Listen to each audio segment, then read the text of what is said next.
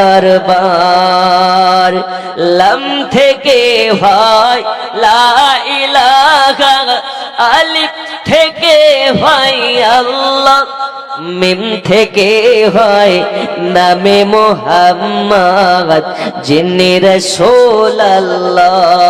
জোরে বলুন সুবহানাল্লাহ। শেষ বেলায় যেহেতু একটু আওয়াজটা তুলেন, জোরে বলুন সুবহানাল্লাহ। সুবহানাল্লাহ। লাম থেকে হয় লা ইলাহা, আলিফ থেকে হয় আল্লাহ, মিম থেকে হয় নামে মুহাম্মদ যিনি রাসূলুল্লাহ।